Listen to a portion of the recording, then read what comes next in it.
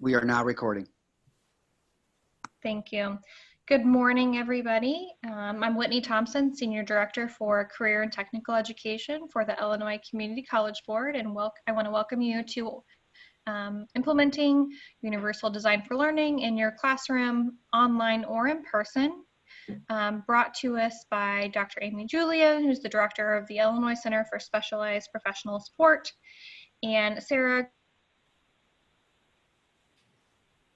Goldhammer, specialists with Southern Illinois, of our summer faculty professional development series that started the first week of July and will commence toward the middle of August. And so we have a variety of webinars for you, as well as some facilitated discussions. So if you are looking for connecting with peers or colleagues in your discipline or program, please look at our facilitated discussions that will take place next week. They will be talking about some of the concepts and topics discussed during this week's webinar series, as well as the podcast series. So please look at that. We apologize for the website issue we had earlier today. I also want to let you know that the presentation, as well as the recording, will be available on our website. The presentation is available now, but the recording will be available in a few days. And we do have closed captioning thanks to Cheyenne Matthias. So you will see a closed captioning button at the bottom of your screen should you need that. Okay, at this time, I'd like to turn it over to Amy and Sarah. Thanks, Whitney, and thank you to all of you for joining us. Amy and I are very excited to share this important topic today and to make sure that you have a basic understanding of universal design for learning. And then also we're going to model for you today some aspects of UDL and hopefully get you thinking about what's something that you can begin implementing. So as we share information, I want to encourage you to think about what am I already doing that falls in UDL and what else could I do? Because we're going to say several times in this presentation that small changes can make a big difference. So think about it of how you can embed UDL. So let's go ahead and get started with our poll. So what we want to see is who we have here today. So you have choices of how well do you know universal design for learning? Not at all, somewhat, had a training or two, or I could write the book.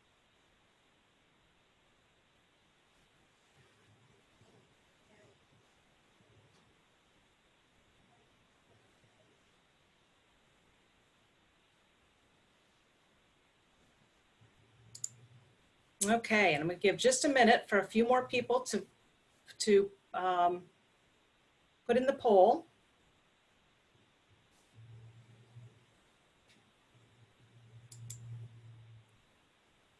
So let's share the results.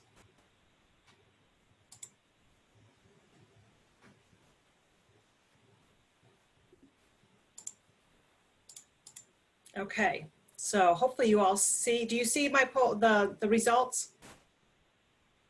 Yeah. Okay, yeah. Thank you. That went a little haywire, so thank you. So we have 33% of you not at all and 28 somewhat. So the majority of the people are in that. So thank you for coming and learning today. And then we've got a couple of people that had a training or two, and it's good that we know that there's nobody here that could write the book, although that would be an interesting. So let me go back and find my screen. And I'm afraid that it's gone away. Hold on a second, guys. Bear with me. Whoops.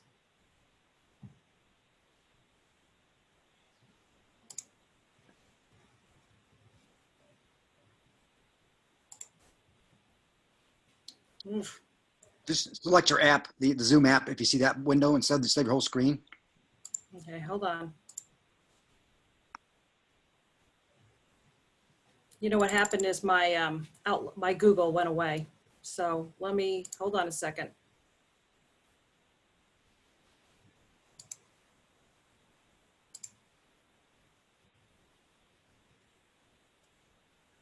This is kind of a good pause because we have some more people joining. Okay, thanks, Todd. Great. And again, just to let everyone know, we will be covering, for those of you who have had a couple trainings, This will be a nice refresher, and then we're really going to look not only at what UDL is, but also that application within the classroom, so things that you can do. And Sarah's getting that pulled up now. One of the things we want you to think about are little things, and again, these little things that will make a big difference as you are working through your preparation for fall, possibly a late summer course or things like that. So I'll hand the floor back over to Sarah. Okay, thanks for bearing with me, you guys. So I actually had a little technical glitch that my whole Chrome went away. Oops. But I want to mention, because we are talking about online, I know that it can be a little bit stressful to teach your students online if that's not something you're used to, but I try to tell teachers all the time that when we're in person, things go wrong as well. So we just kind of figure them out and we troubleshoot. And as what Amy just modeled there is she kind of covered me and talked to you about something else while I went with that. All right, so let's go start with a definition of universal design, because a lot of people said that they really don't have a background or much information. So UDL is an approach to improve and optimize teaching and learning for all. And I'm going to pause right there because universal is in the title, so it shouldn't be a surprise that it should be for all. But I think it's wonderful to think about this isn't for just some people. It isn't for people with special needs. It isn't for people who are gifted. It is for them, but in addition, it's for everybody. And how do we do that? By setting clear, rigorous goals so we know what we're trying to achieve. And this is key, anticipating barriers, what things might get in our way, and proactively designing to minimize those barriers. So today, to start our modeling, you have some options over your learning environment. And online, we actually have some different options than the options we might have in person, but you have a lot of options to self-regulate. You have the ability to sit anywhere. Hopefully you're in a comfy chair, not too comfy. You can stand up and walk around with your computer. You can be eating your breakfast or having a snack. You can use fidget and it's not going to distract anybody else. So you have a lot of options to self-regulate because we know that different people need different environments in order to learn to their full potential. For perceiving, we have some different options for you. We have the screen share that's on your screen right now, as you can see the slides. There's also a personal copy of the slides, should you want that, and that's available to you. And if you wanted to take notes on it, you could do that. And then also the closed captioning that Todd mentioned earlier. So that's available to you should you want it. And let me just point out with closed captioning can be good for everybody, not just for somebody who might have a hearing issue. It can also help you to understand if someone is, English is not their first language, closed captioning can help for them. As I have aged, unfortunately, I've had some issues with my hearing, so closed captioning used to be something I need, but now I do. So then lastly, ACT. You can put information in the chat if you want to ask a question. We're happy to take a look at your questions. You can raise your hand and you can doodle and you can do all kinds of things to help keep you fully engaged. So that's what we have to offer for you in a learning environment. So think about for a second before we move on, what kind of options you might have in an in-person situation. So obviously it might be a little distracting for people to walk around like you can do at home with your computer, but do you have options that people maybe can sit different places? Maybe they can, if they have trouble sitting for a long time or they're distracted by that, do you have the option that they can stand up at some point? So just kind of starting you to think about some different options in our learning environment and what could be. So our goals for today. We want to make sure that you see that the barriers exist in the environment, not the learners. That's a real shift, but I'm going to tell you, we'll show you some options of that or some things to support that claim. And I'm going to tell you making that shift is going to make all the difference in your teaching and learning. Explore the concept and implications of variability. We all vary. Develop foundational understanding of the structured design of UDL guidelines for online and in-purpose instruction. We already talked about that. And then lastly, this is probably the one that you're most interested in, is provide strategies that can be implemented today to embrace and implement UDL in your instruction. I'm gonna let Amy take it away. All right, thank you, Sarah.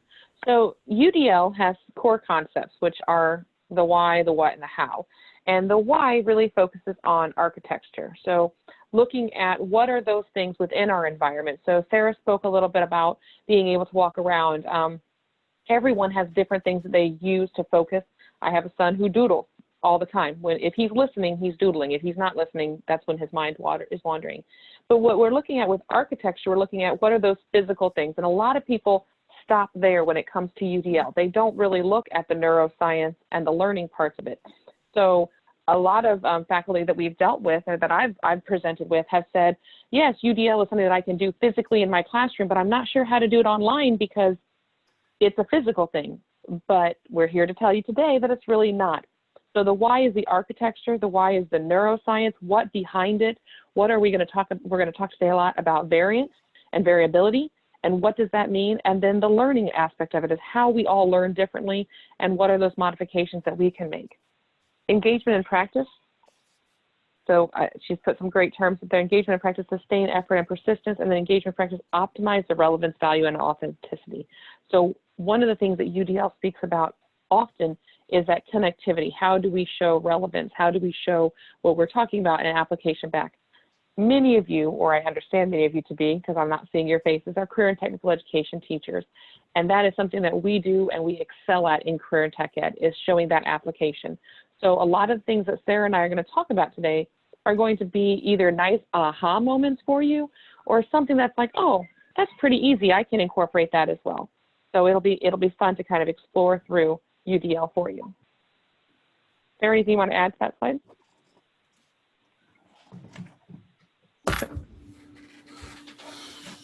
So universal design and architecture is an approach to design. So we're going to unpack each of these a little bit more thoroughly.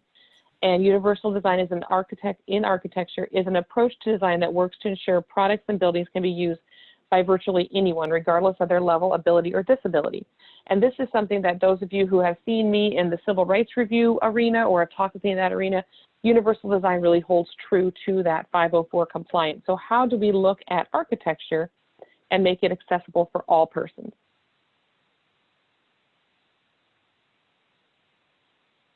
So some of the things that we want to look at, and these are just some examples, is retrofitting for access. So if we look at these pictures, what are some issues here? If you want to post those in the chat, or if you want to, or Todd unmute you or call those out, I'll give you a little second to post those in the chat, and then we'll kind of like walk, or I'll keep walking through them.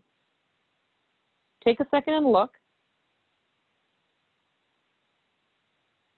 And then let's kind of think about these. So this first one, some of the issues that you have the barrier of the gate, you have the barrier of the steps to somebody who would be in a wheelchair, and then you have the door. The door does not appear to be accessible. Signage is always important when you're talking about access. Are those individuals who do have a disability able to see their clear path of traffic or clear path to entrance? And then looking at the ramps, are the ramps actually built to be accommodating to the individuals if there was impairment? And also, for everyone. So some fun chat things, the stairs, the wrong language, and a long, complicated ramp. Exactly. And again, if you are going to have a long, complicated ramp, we'll talk, there's that idea of having those stop-off points. But retrofitting your access and being aware of access. Also think about this for your classroom. Where are the desks put? Is there accessible paths of traffic in?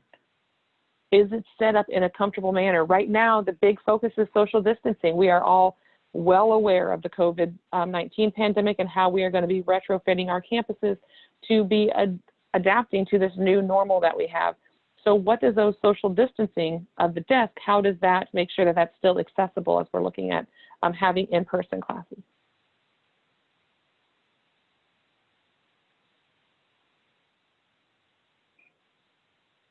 So universal design, reflect and share. Oh, sorry, I got ahead of myself there. Why are the handrails important? So look at, this is another picture of, again, a ramp. But let's look at this one and talk about who will use the ramp, why are the handrails important, and what else may benefit from this design. So go ahead and post those in the chat. What do you think? Who can use this ramp as opposed to the other ramp? Why are the handrails so important? And what is the other benefits of this design? Thank you all for your comments. There's quite a few coming in here.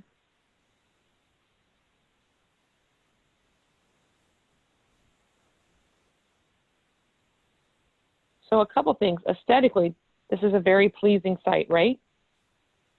It looks very artful. But who could use this ramp if it was located on your campus? I love the comments. Yes, mothers with strollers, people with luggage, parents with strollers. Anyone with mobility issue. Thank you. Great comments.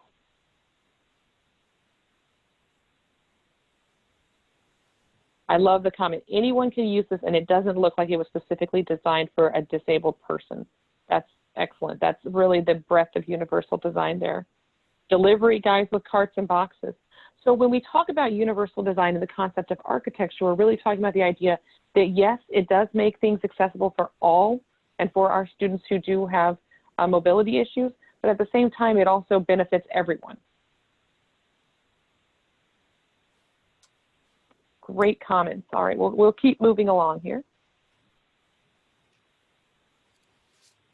So again, to that point, the idea of the ramps, of the being aesthetically being able to be used by everybody, but let's think about some things that are in our everyday life that are really universal design that we might not have realized were universal design.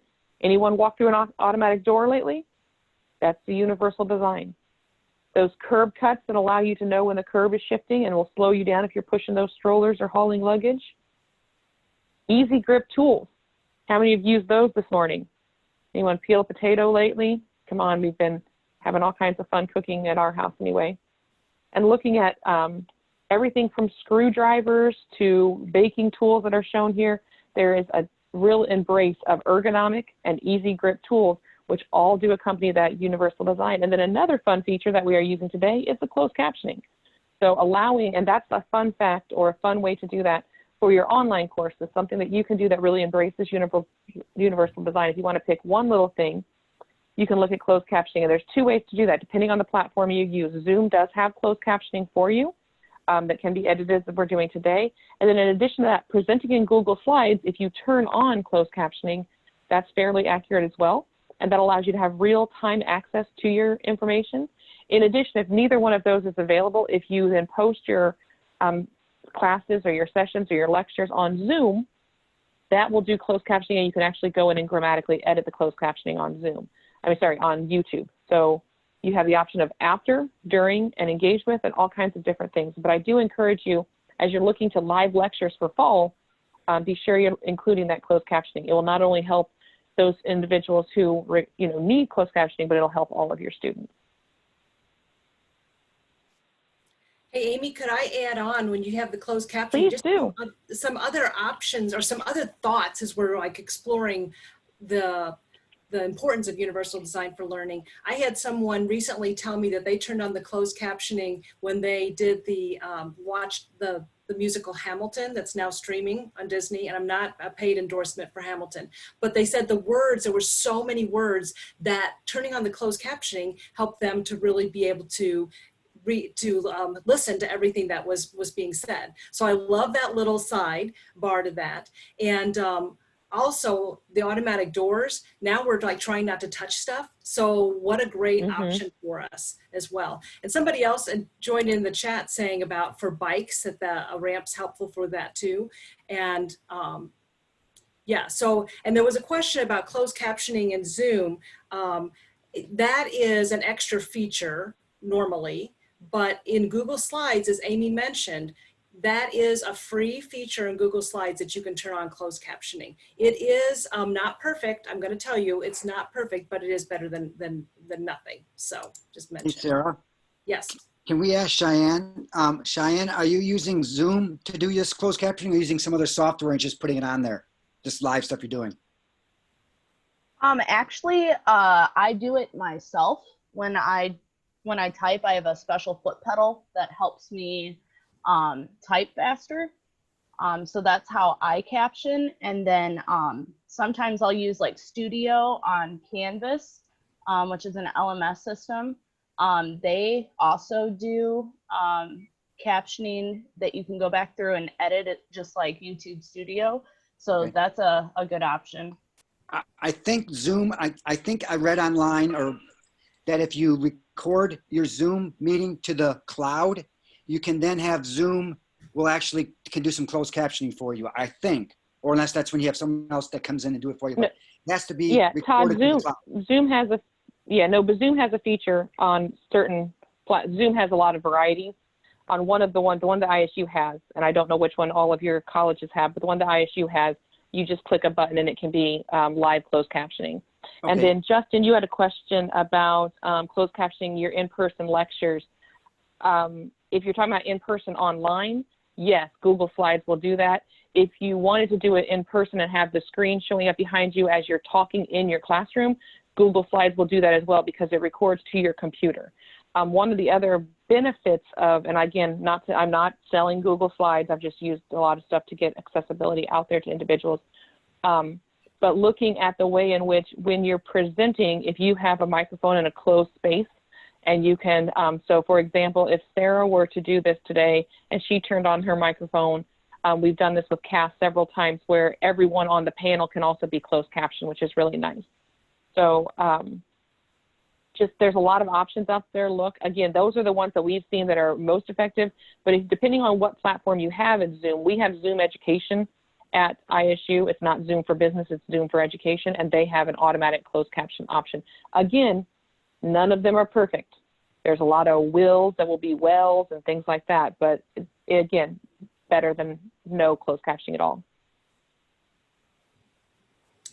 And Amy, just a thank you to Brandon who mentioned that Microsoft Teams also offers Yes. live closed captioning. So there are a number of options that are out there. And Faith is sharing. So read in the chat some of the other options for you. So back to our regular scheduled programming. Many of you who know me, or any of you who know me, know that I am a big quality equity person, and I think UDL serves right in there. Sarah and I picked this graphic. We really enjoy the fact that for a long time in the equity space, we've been talking about equality versus equity, and that conversation has really been resurrected lately with the social climate of the country. But at the same time, I don't want us to forget A and UDL.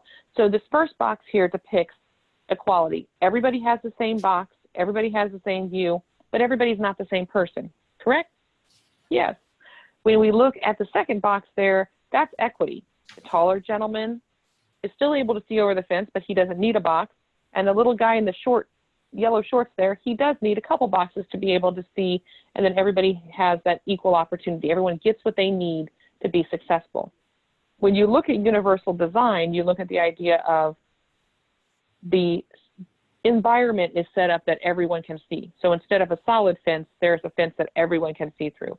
So again, back to that idea of focusing on the environment and what can we do to make our environment accessible, and not necessarily just looking at the barrier being the learner. So Amy, as you mentioned, the barrier is in the environment, not the learner. And that's our first core concept of UDL. And I think that we have lived in times that perfectly illustrates this. If you still want to see, we've talked about closed captioning, we've talked about ramps, but if we think about barriers, one of the barriers that has been present for many of us in the last few months is access to our students in person.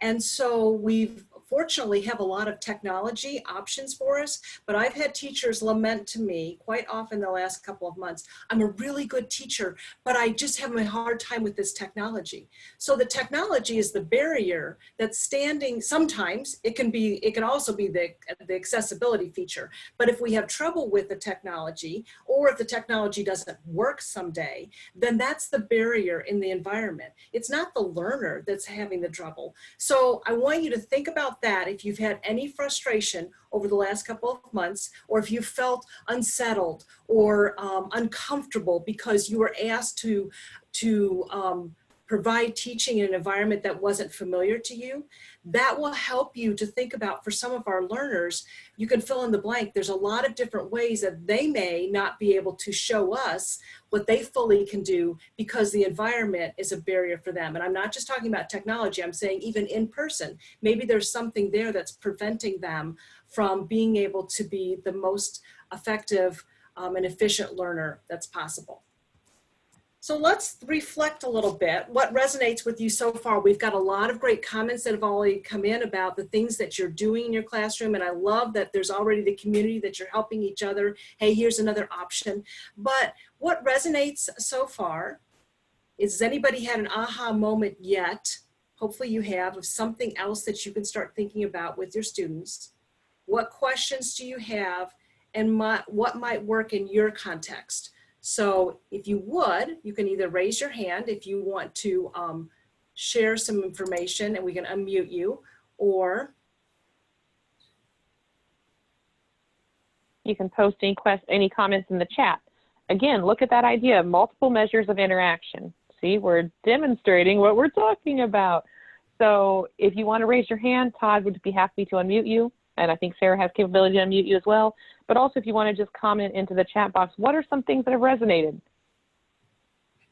What are things that you might not have realized, those of you who hadn't heard of universal design before, what are things that might be like, oh, I didn't realize that that was universal design? Because that was, when I first entered into this environment, that was when I was like, oh yeah, that's just, that's the law, that's common sense, that's just being kind. But at the same time, that's really what universal design does, embody those things. Thanks, Ellen. Yeah, hopefully Ellen's aha moment Yes. is the barriers in the environment, not the learner. That is very key. And Carlos asked, what if the student, if for the student technology is the problem, they do not want to deal with it? And that's a very real issue. So there's a couple of different thoughts about that. One is sometimes we absolutely, the barrier is one that we can't overcome. Sometimes the barrier is how we feel about something. So maybe with that student is providing options within technology, making it more accessible. I feel like a lot of the people that I've encountered the last couple of months, their concern was not so much that they didn't, well, they were concerned that they couldn't do it. They were concerned that they were going to look stupid. They were concerned that they were going to have a problem or mess up and then someone's going to laugh at them. So sometimes in teaching something new or sharing something new, it's providing options that they can feel comfortable. So if it's a student like that, maybe you can offer to meet with them individually so they can try things out so that they feel like they feel empowered before they have to do it in a group setting. And sometimes with technology, it's just providing, and not just, but providing the device by which, whether it's the smartphone or the Chromebook or the laptop or something that they can access technology. But for some of us, it's actually practicing and feeling more comfortable that we know how to use and what to do. All right.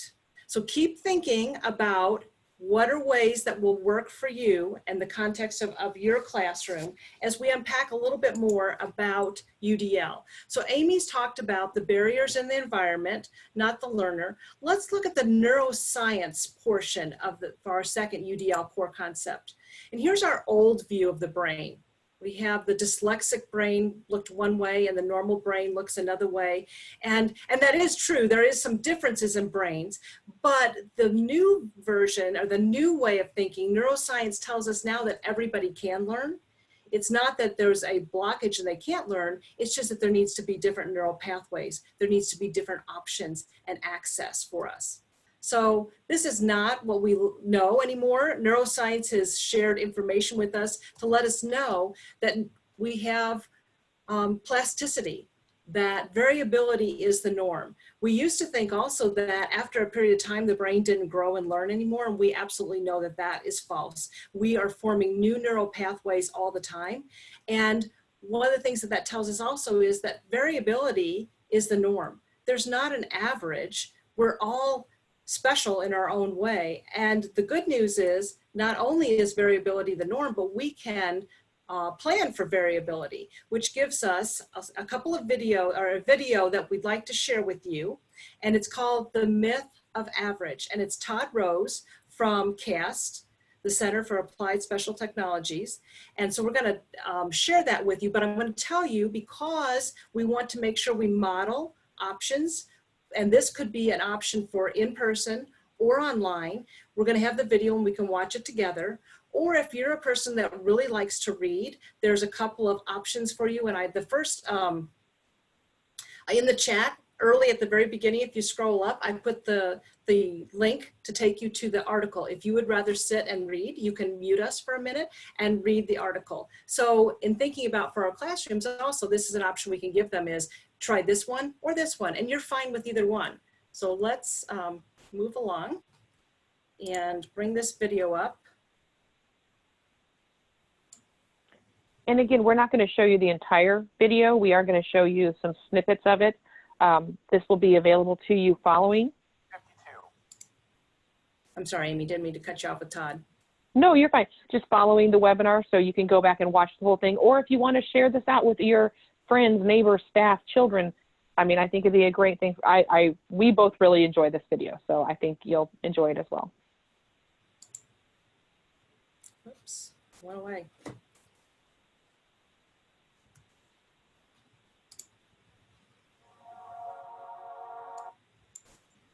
They've got good pilots. Whoops, hold on, guys.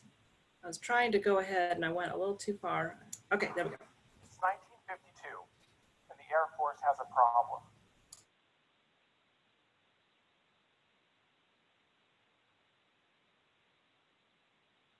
Sarah, we've lost the volume.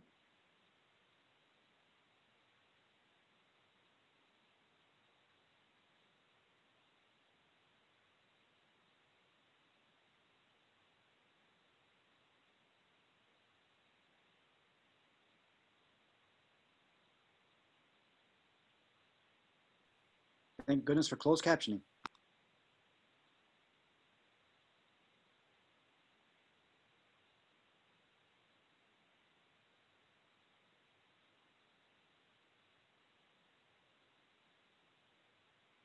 Life and death can be measured in split seconds. If you're a fighter pilot, you know that your performance depends fundamentally on the fit between you and your cockpit. Because after all, what good is the best technology in the world if you can't reach the critical instruments that you need them the most? But this presents a challenge for the Air Force, because obviously pilots are not the same size. So the issue is, how do you design one cockpit that can fit the most individuals? For a long time, it was assumed that you could do this by designing for the average pilot. That almost seems intuitively right. If you design something that fits for the average size person, wouldn't it fit most people? It seems right, but it's actually wrong. And 60 years ago, an Air Force researcher, Gilbert Daniels, proved to the world just how wrong this really is and what it was costing us. Here's how he did it. He studied over 4,000 pilots, and he measured them on 10 dimensions of size. And he asked them very simple questions. How many of these pilots are average on all 10 dimensions? The assumption was that most of them would be. You know how many really were? 0. Gilbert Daniels proved there was no such thing as an average pilot. Instead, what he found was that every single pilot had what we call a jagged size profile, right? It means no one's at the same on every dimension. And this makes sense. Just because you're the tallest person doesn't mean you're the heaviest. Doesn't mean you have the broadest shoulders or the longest torso. But this is tricky because if every pilot has a jagged size profile, and you design a cockpit on average, you literally designed it for nobody. So the Air Force realized they had a problem. And their response was bold. They banned the average. Meaning that moving forward, they would refuse to buy fighter jets where the cockpit was designed for an average-sized pilot. And instead, they demanded that the companies who built these planes design them to the edges of dimensions of size. Meaning that rather than design for, say, the average height, they wanted the cockpit that could accommodate as close to the shortest pilot and the tallest pilot as the technology would allow. Now, the companies that made these planes, as you can imagine, weren't happy. Right? They argued and lobbied, and they said it's going to be impossible, or at least impossibly expensive, to build a flexible cockpit. But once they realized that the Air Force wasn't going to budge, suddenly it was possible. And it turned out it wasn't that expensive. And in fact, they made great strides, leveraging simple solutions that we all take for granted in our everyday life, like adjustable seats. And as a result, the Air Force not only improved the performance of the pilots that they already had, but they dramatically expanded their talent pool. Today, we have the most diverse pool of fighter pilots ever, but here's the thing. Many of our top pilots would have never fit in a cockpit designed on average. So, most of us have never sat in the cockpit of a $150 million fighter jet, right? But we've all sat in the classroom. And I would argue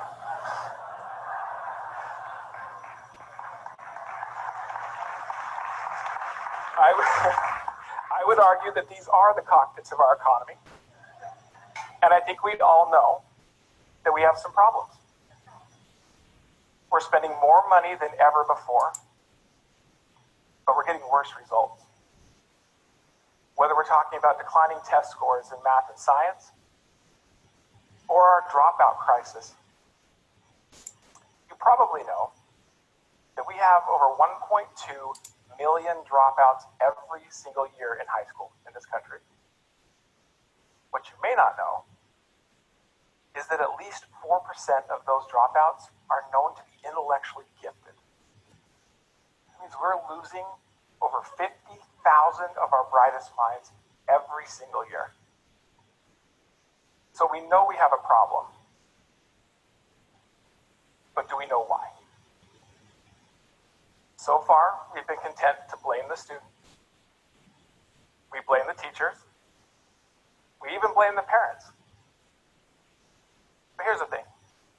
I think back to the Air Force example, and I can't help but wonder how much of this problem is just bad design. Here's what I mean. Even though we have one of the most diverse countries in the history of the world, and even though it's the 21st century, we still design our learning environments like textbooks for the average student. No kidding. We call it age appropriate, and we think it's good enough. But of course it's not. I mean, think about it. What does it even mean to design for an average student?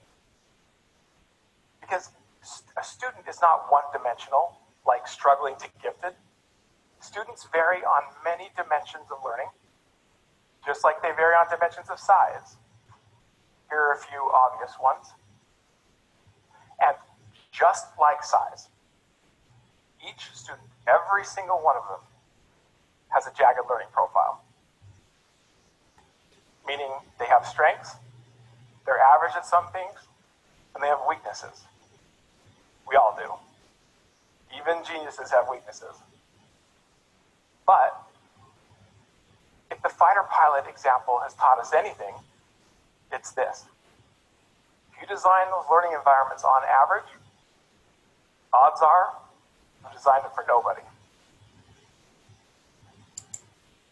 Okay, we're going to, this is a fascinating video, and you can see that it goes on longer, but for the interest of time, we're going to move on. As Amy mentioned, these resources are available to you if you want to share this with other, for colleagues, with family, with your neighbor, with everybody.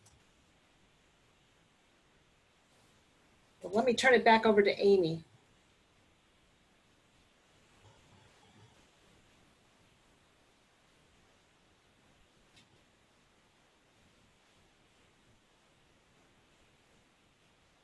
I think we lost Amy. So let me ask you, what I'm sorry. I was going to say, I was talking and on mute. Oh my gosh, whoever does the bingo for that on a webinar, you get to fill in that square.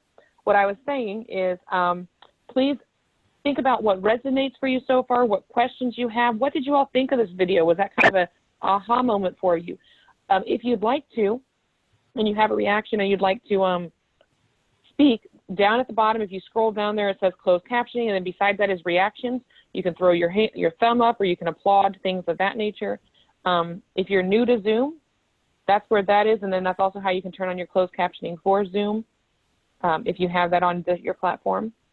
And then just what do you take away from that video? Did you thumbs up, thumbs down? What did we think? I'll give you a second to type there. Todd Jorns gives us a thumbs up. Great.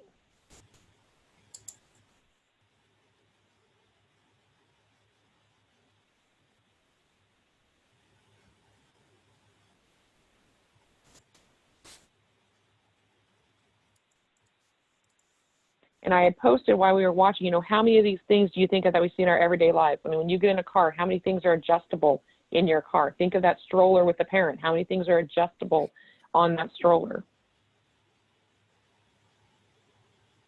So, Ellen, again, what's resonating, I'm guessing, is the design for availability, not the average. Does anybody have any questions? We've kind of covered a lot, and it might not seem like a lot, but we have covered a lot thus far. And how might you use this in your work context? How might you use this in your teaching?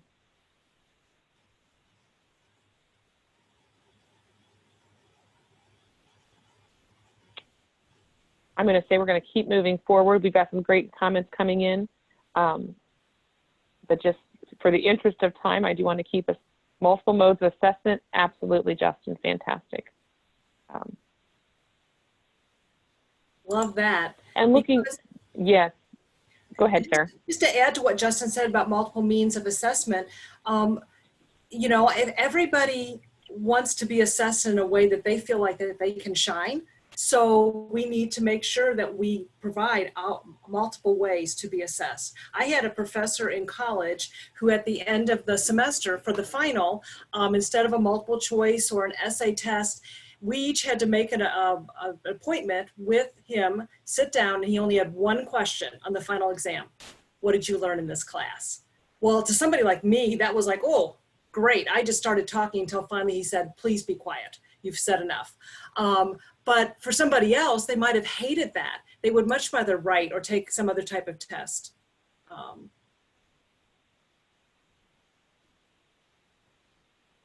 great. And Robert. Great. Go ahead, Amy. I gotta say, great comment. The military analogy is a great, and it's more at the physical, that architectural level. But yes, you can apply this idea of equality in different modalities as well, not just physical. So also look at the way in which you're calling on students when you're looking at the social justice, the gender equity, and so forth. Be aware of yourself is something that's really important as you're looking at universal design. Back to Sarah's point with her professor, one of the things that again, when I teach, I don't want to just have a final. I want to be sure that my students have an ability to demonstrate that they've gained and attained that information through multiple means. So for example, they have a presentation. Now I will tell you, some students thrive in a presentation. Some students, they're sweating through their sweaters by the end of the presentation. Everybody has their different strengths. But then those same students might thrive on a test-taking environment and might not thrive in, you know, the project-based environment. One of the things that you want to be sure you're doing, and this just goes back to that contextualization, is all of you are faculty, all of you are, I'm going to guess, within career and technical education, and even if you're not within career and technical education, you're within a specific discipline. And we encourage you to think about what is the discipline that you're looking at. So for example, I teach future educators or current educators. And so how do we help them be better educators? If you're teaching welders, if you're teaching agribusiness managers, if you're teaching nurses, how do you make sure that your testing and your assessments are not only applicable to your world of work, but also at the same time very varied variances?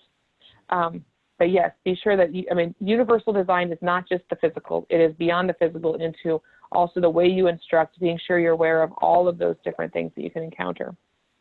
Clear expectations with different ways to meet them. Ellen, love that statement.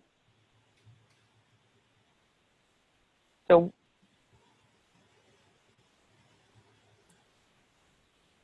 Amy, there's another question. Do you want to address that? Or do you want me to? How, you can start and then I'll catch up. I gotta How scroll to down a little bit. identify all types of variability and how to determine which are the most relevant? Great question. And one of the things that we'll touch on a bit today, but it's probably needs further exploration is we don't want to design to the average, because Todd just showed us that there is not the average is a myth, but we can give lots of different choices in our classrooms, and you don't have to take what you're doing and stop doing that. It's thinking about what else could I provide? What other type of choices could I provide? And then when you say which are the most relevant, that could vary from day to day, because for each of us, as Todd also showed us, the different, even within a learner, it might depend on what we're working on today and what kind of day I'm having as to how I want to apply information and show you that I know what I believe that I know. So that may make your head spin, and you might have gone, oh my goodness, how could we possibly design for that? We can. Providing every time that we have a lesson, providing alternate ways that people can access the information. And let your students help with that as well. And say, you know, here are some choices. They might need some help thinking about what the different choices are, but then they can tell you this really works for me or it doesn't work for me. But each time we want to make sure that there's options. And I think I want to move on to my next example, because I think that'll help to kind of explain the answer to that. In understanding variability, let me give you a dinner party analogy, and then we're going to apply that to our classrooms and to our learners.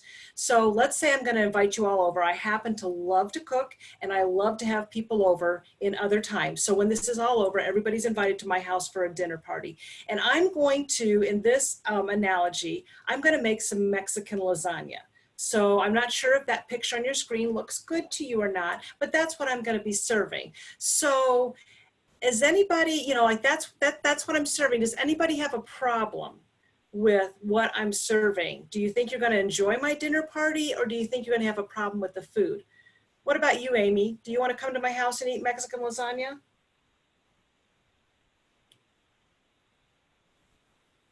Amy apparently tasted my cooking and she doesn't want to come. Anybody else? Anybody have a problem? I'm sorry. Lasagna? I was gonna say, personally, it looks fantastic, but I have a little reaction to the noodles, so I'm more of a vegetarian instead of the gluten issue there. So I probably would have to pick around that food. Yeah. Well, some of you are coming. You say, count me in. Great. We will plan for it. 2021, we're doing it. But some people may have some dietary issues. Absolutely. Amy just mentioned hers. And then we might have some people who can't have gluten. Some people are lactose intolerant. There was clearly some cheese on there. And some people may be vegetarians. So when we offer the exact same thing to everybody, we are not providing the choices to be the best possible host. And we want to make sure that we are the best possible teacher as well, which means that we want to have a proactive menu design for our classroom. So let me make the application for our dinner party, and then hopefully we can unpack that a little bit more and think about for our learners how we can make sure that we design for that variability. So what if I put out what you see here? You see a lot of different items, and then people can pick and choose what works for them. Everybody gets fed. The goal is met. The goal is for everybody to be fed and have a nice time and not to have any dietary issues that are inflamed by what I'm serving. So by providing choices and options, people can pick and choose. Now, we want to make sure the options still meet the goal while overcoming the barriers. So choice is not the same as variety. So we might say, okay, Monday's pizza day, Tuesday we're having soup, Wednesday we're having salad, and so on. That sounds like there's a lot of choice, right? But it's not the same as what we need to do for our students, because if pizza doesn't work for me on Monday, if that's the only thing that's being served, I'm going to go hungry. So for our students also, if we say, well, I do different things on different days, that's a start, but we want to make sure that there's choices every day so that people's needs are met every time that they come to class, or that they're in a class, a learning environment with us as educators. And variability is contextual, and I'll let Amy take that away and talk about that a little bit more. Thank you, Sarah. So yes, variability is very contextual. So we have different ways in which we approach what we're looking at. There are those of us who are in the north. They like to take action. They try things. They plunge right in. We know those people, right? Some of you are saying, yep, that's me. Then there are individuals who are more on the east. They like to look at the big picture and the possibilities before acting. So they really want to see what's the end result, what's the game plan. And I'm pretty much in that, I hear myself saying, what's the game plan in all facets of my life. So I understand that one very well. Then you have those of us who are classified as south. They like to consider everyone's feelings and hear all voices before acting.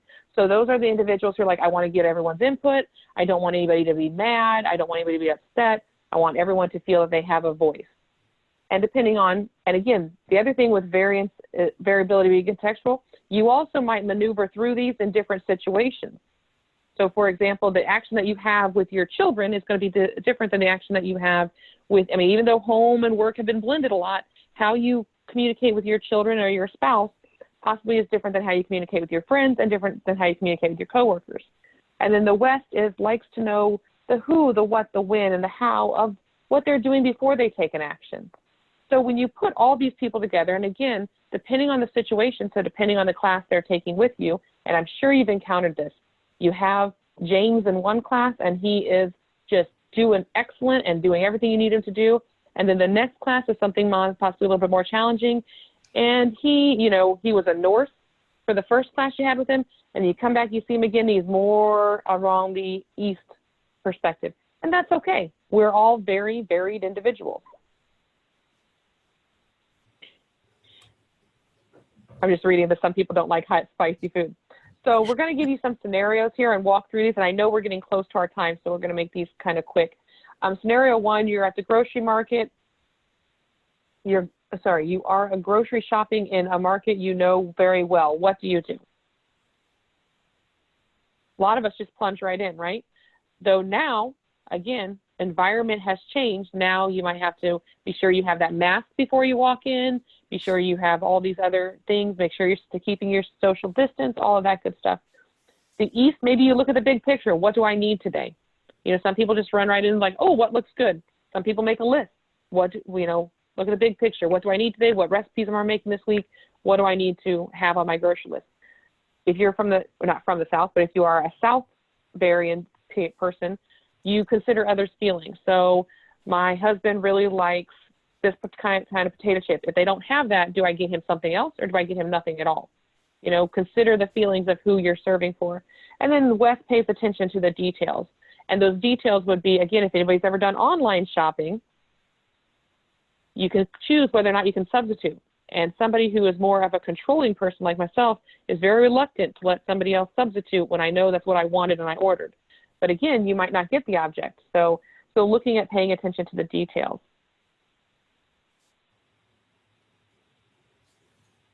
So I move to the next one. So the next scenario, and again, I want you guys to be commenting as we go through, but I know we only have a few minutes left. You're planning a party for your best friend's birthday. All right, let's picture this for a second. Do you plunge right in? Do you look at the big picture? Do you consider the feelings of who should be included, who shouldn't be included? That is something that, again, your environment plays a role in. Up until the last 6 months, I was I'm like Sarah, come on over, let's all have a big party at my house. And now I'm more of a, who do I have to invite? Who do I not have to invite? How do I keep the party small? How do I make sure that everyone's feelings, whatever they might be around, the current state of the world right now with the pandemic, that people feel comfortable and safe coming to that birthday party. And then paying attention to the details. People in your life who are either very much in one of these areas or very much out of one of these areas. I have a sibling who is not a detailed person, and she just doesn't think things through in the whole big picture start to end the same way I do. And I ask a lot of questions, and then she'll often say, I didn't even think of that. Why are you thinking of that? That just seems so crazy to think about, who's going to pick up after the party? Who's going to take care of this? Where's the trash going to go? All of these things. But that's how my mind works, and everybody is different. So what we're wanting you to think about is in these personal scenarios, really look back to those to your classroom scenarios, looking at your syllabus, looking at providing opportunities for your students to have that variability.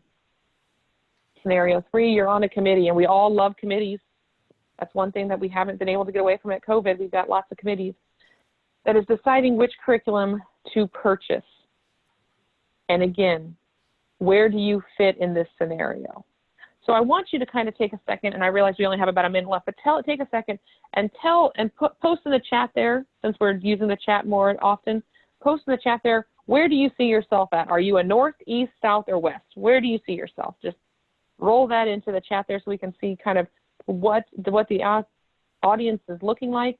And then Sarah, if we can move on to that next slide. But based on those 3 scenarios, where would you see yourself? You're a north, you're an east, you're a south, you're a west.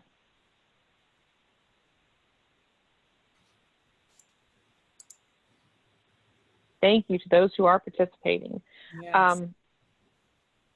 Now we are supposed to be wrapping up at 11. Todd, do we have a little extra time to wrap this up? Yes. Great. Okay, so bear with us and we'll try to get through this, and we want to respect everyone's time. Variability is the norm, and I think we've established that pretty clearly as we've moved through today, that we want to be able to have options, and not just options, but variability, being able to allow and award and acknowledge everyone's variances. So we're going to skip this because we're just going to be adding into our north, south, east.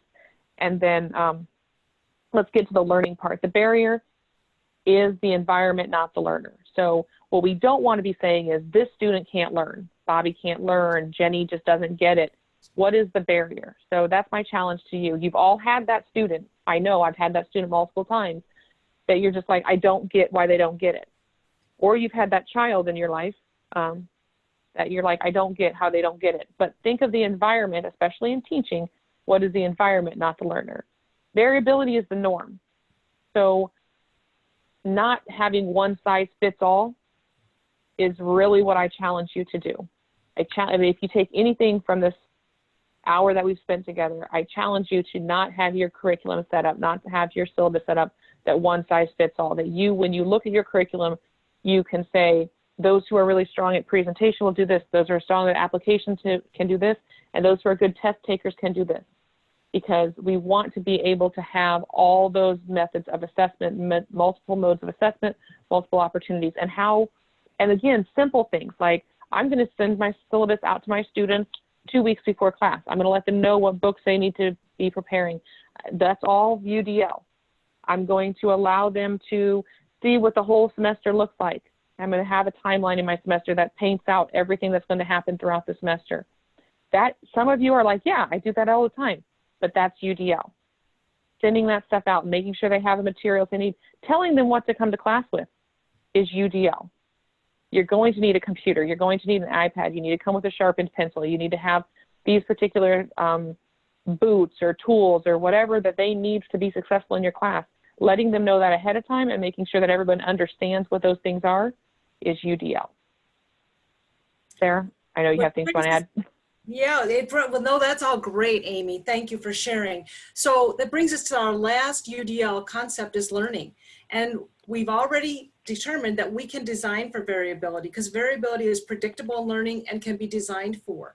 So Amy's already given you some examples of ways that you could design for variability by providing information to people, because by doing that, we are activating different areas of our brain, the strategic network, the how. So first we want to know, we talked about that that's goal driven to reduce barriers. So the affect of why are we doing this? Why is this important? And then the what are we learning? And lastly, how will we use this? How will we practice this in class? How will we apply this in other places? So the brain has incredible plasticity. And if we give the goals to our students and help them understand why they're doing things, what they're doing, and how this can be used and applied, those are some of the principles of how we will design for variability. And that was a question of how do we do that? So there's another handout that's available for you. There's a PDF version. And then also Amy's going to run us through just some additional thoughts about this, the UDL guidelines. And I'm going to tell you there's an online interactive version that I highly recommend, because then you can click on each of the areas. So, okay, let me just show this to you. It's a lot of information, but remember I said the what, why, and the how. On the screen, you can see that there's multiple means of engagement, that we're going to engage people, that they know why they're doing this and that they're excited about it and they want to. Multiple means of representation, that what, and then last, the action and the expression, the how of learning. So if you think about those three areas for UDL, then that will give you your foundation. But I encourage you to take a look at these different handouts that we have for you, and let's move forward. Again, what we're showing. So one of the things. Go ahead, Amy. Yeah.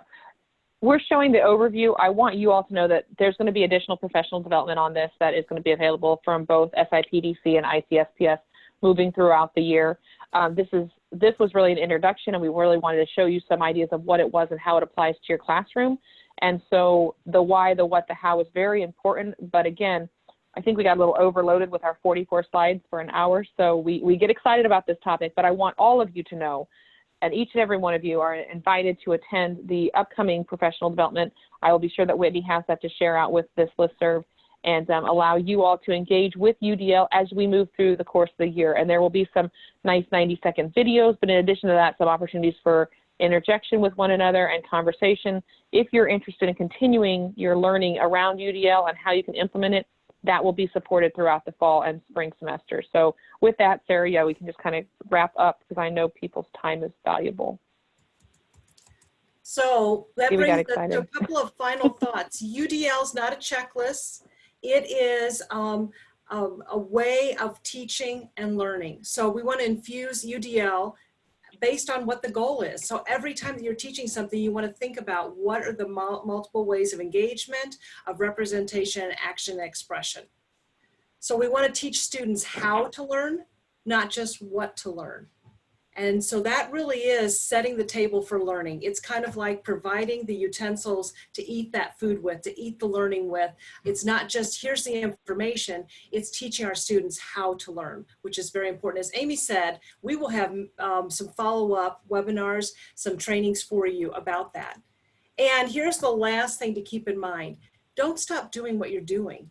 Think about what are some small changes that you can do, because it varies in every context. UDL varies in every context, but do something, do one thing, try one thing and see the big difference that it can make. And then you can add some additional things in. And you'll find as you practice UDL, it'll become easier to teach actually, and your students will be more engaged. And so it's a much more positive experience. So universal design for learning, just as a review, is an approach to improve and optimize teaching and learning for all by setting clear, rigorous goals, anticipating barriers, and proactively designing to minimize those barriers. So we thank you for joining us today. Let's see if there's any additional comments or anything. All right, Ellen wants yes. Thank you guys. You've got a lot of great comments. We appreciate that. We appreciate that all you're doing to meet the needs of your students. We appreciate that very much. And we look forward to having you additional trainings to further unpack how we can specifically integrate and infuse UDL in your classrooms. Amy, do you have anything to add? No, just thank you all for your time today. I do apologize for running over. I'm a task person who likes to keep the time, and we just, as I said, get very excited about this topic and are excited to provide additional professional development and support you in any way you need. You have our contact information there. Those are our emails. And again, in the era of COVID, this is the best way to get a hold of us. Any questions you have, please ask Sarah and I. We are happy to support, answer questions, and be here to just be as a sounding board. So thank you all for your time today. And with that, Todd, I'll hand it back over to you. Thanks. I think that's it. So any last questions, anybody? I'm not seeing any. So then I guess, bye everybody, and I will actually close the meeting. Good topic, good information. Thanks all. Thank you. Thank you. Thank you.